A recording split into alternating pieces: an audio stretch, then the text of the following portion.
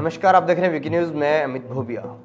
बाबरी मस्जिद बनाम राम मंदिर, देश का वो मुद्दा जो आजाद भारत के 70 साल बाद अब उस मोड़ पर आ पहुंचा है जहां से फैसले की घड़ी बहुत ही नजदीक है। फैसला आने में बहुत ही कम वक्त बाकी है। इस मामले में लंबी सुनवाई हुई और उसके बाद अदालत ने फैसला अपने पास सुरक्षित रख लिया। लेकिन अब इस मामले में एक नया पेच फंस गया है। वो ये कि जिस विवादित भूमि पर मालिकाना हक का दावा किया जा रहा था, जिसे मुसलमान पक्ष अपना बता रहे थे और हिंदू पक्ष अपना, वो भूमि राजस्व रिकॉर्ड में नजूल की जमीन मानी जाती है। यानी सरकारी जमीन के नाम से वो जमीन राजस्व रिकॉर्ड के अंदर दर्ज है। नजूल की जमीन मतलब सरकारी जमीन। अब सवाल ये कि जो जमीन सरकार की है, जिस पर सरकार का हक है, वो जमीन अदालत सरकार से बिना पूछे किसी को कैसे दे सकती है?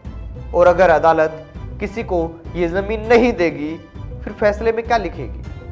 मतलब साफ है कि नजूल की भूमि ने इस मामले में एक नया पेच फंसा दिया है। अब अदालत क्या कर सकती है, इसे समझने के लिए हमें समझना होगा मालिकाना हक के बारे में कानून क्या कहता है। इस मालिकाना हक को लेकर कानून की क्या स्थिति है, यह हमें समझना होगा। होता यह है कि नजूल की जमीन अगर किसी को आवंटित नहीं की गई है या उसका किसी को उपयोग का लाइसेंस नहीं दिया गया है, तो वो जमीन सरकार की होती है। ऐसी जमीन की मालिकाना हक सरकार के पास होता है। ऐसी जमीन की मालिक सरकार होती है। हाँ, उस जमीन पर कोई कब्जेदार हो सकता है। कब्जे अलग अलग प्रकार के होते हैं, लेकिन कब्जेदार कभी मालिक नहीं हो सकता। ऐसी जमीन की कानूनी स्थिति पर इलाहाबाद हाईकोर्ट के रिटायर्ड न्यायाधीश SR सिंह ने कहा कि कानून के हिसाब से तो नजूल की जमीन सरकार की होती है। अगर दोनों में से कोई भी पक्ष इस जमीन पर अपना मालिकाना हक साबित नहीं कर पाता, तो कोर्ट ये कह सकता है कि जमीन सरकार की है और सरकार जो चाहे वो उस जमीन का कर सकती है। लेकिन ये मामला इतना सामान्य नहीं है। ये मामला आस्था और देश की अस्मिता से जुड़ा हुआ है।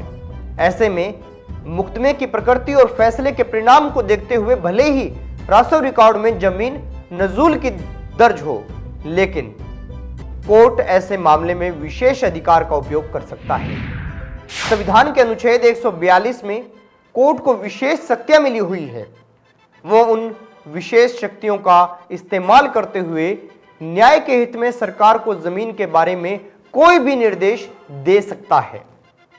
कोर्ट को जो अच्छा लगे वो कोर्ट सरकार से कह सकता है। नियम के मुताबिक अगर किसी जमीन का मालिक न रहे तो वो जमीन सरकार की होती है। इसे स्टिच सिद्धांत कहते हैं। यानी अगर जमीन किसी की नहीं रही तो सरकार की वो जमीन हो जाती है। अब जमीन के नजूल होने पर राम जन्मभूमि पुनरुद्धार समिति के वकील रंजना अग्निहोत्री कहती हैं कि अगर ऐसा होता है तो मुकदमा खत्म होने के बाद 1993 का अयोध्या अधिग्रहण कानून क्रियान्वित हो जाएगा। तब सरकार उस जमीन का जो चाहे कर सकती है।